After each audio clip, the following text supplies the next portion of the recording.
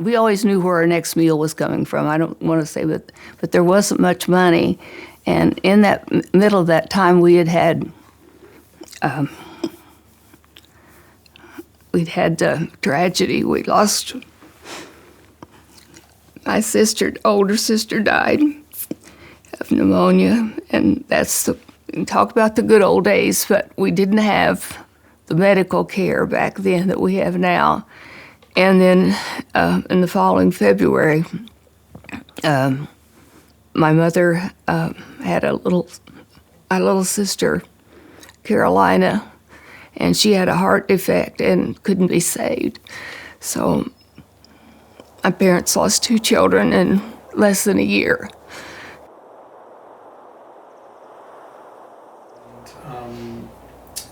The kind of things you did, and Sure, yeah. Jack is, I have 2 boys, John and Jack. Jack's younger of the 2. John's 21, Jack was 15. Jack was a very outgoing, typical teenager at 14 and 15, rambunctious, outgoing, very compassionate, pretty much an empathetic kid. He was a really sensitive person, and I think that was one of his best attributes, because he could tell when you were feeling down, and without even asking you or having a conversation with you, he just could pick that up. Total empath. He was so kind to other kids. And I wonder if that sense of kindness made him more susceptible to feeling. Was there much talk of, did you remember there being suicides or anything like that? Never. I never have heard that. We were worried. We were more worried about physical illnesses, but I don't remember there being a problem with suicide.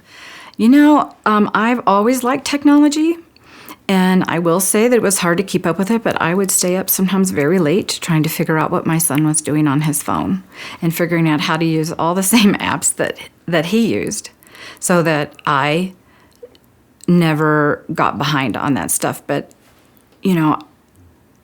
that's a really difficult thing to do. I knew that it was working because Jack told me one day, "Mom, I give up. You're too smart. I cannot keep up with you, and I'm just going to tell you everything now." And he did, except one thing.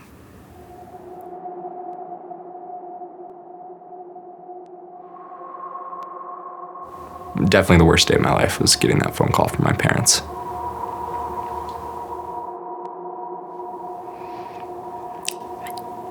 He didn't do it on purpose, and he didn't do it to hurt us. He was just in a lot of pain. Jack struggled for 9 days in the hospital. And then after about 6 weeks, we were able to crack his phone. Someone said that there was, some stuff on sale at Home Depot that would help you basically off yourself. And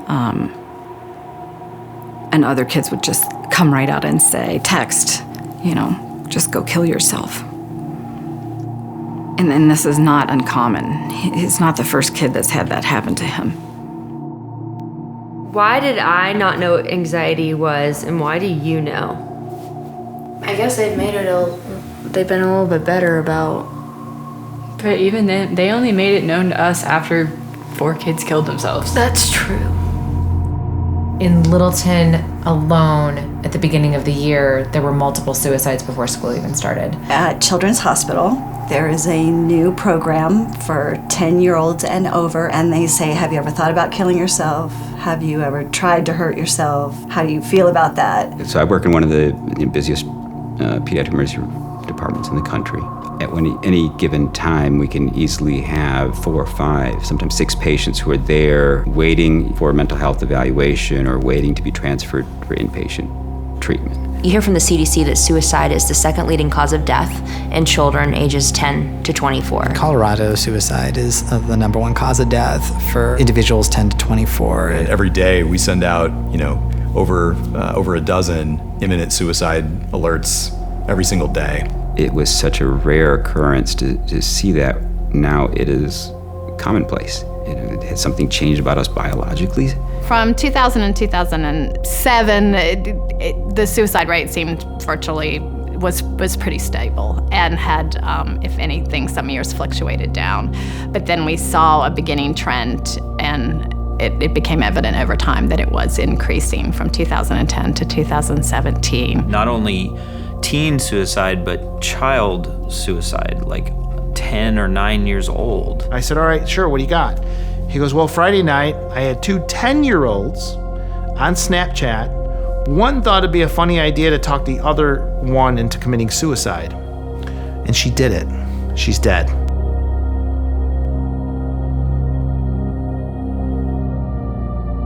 So 43% of 1.12 million children that presented to the ERs for suicidal ideation or suicide attempt were under 11 years old.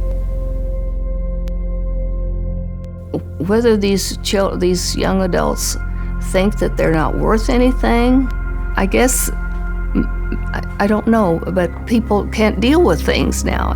But I feel like a lot of people in our generation are like way more sensitive than they should be. Like if one insignificance happens, it'll just trigger like every past thing that's happened in their life. There's always a competition. Like with school, you're competing for the best rank. With social media, there's this unspoken, I guess, kind of competition for like most followers in a sense. If you're losing that competition, it hurts. Like it shows, you feel it in your heart. Constantly comparing myself to others, constantly, wanting that thing or needing to be checking or not falling behind on notifications or whatever kinds of stresses are attached to that.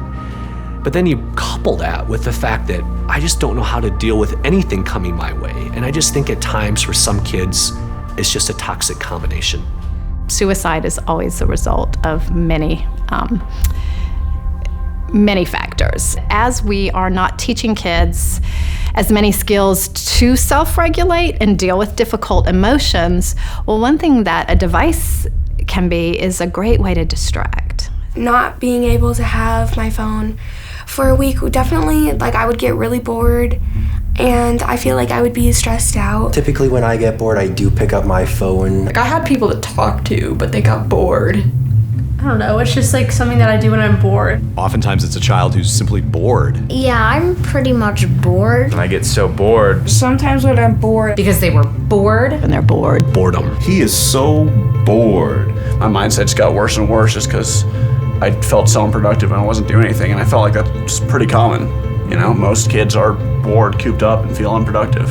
At 12, here again, I was helping my dad. We're still milking cows, we were still raising hogs, carrying water, we still didn't have electricity. I had to have the tractor gassed up, everything hooked up and ready to go. So I mowed their lawns, some housework for those folks. I didn't even know the word bored. And if we continually interrupt that boredom with distraction with screens, I think that we are removing kids' abilities to deal with their own thoughts. And then that carries the risk then of being in a situation where parents are fixing everything, and you combine that with situations in high school where parents have fixed everything, I've not been taught how to deal with my own thoughts.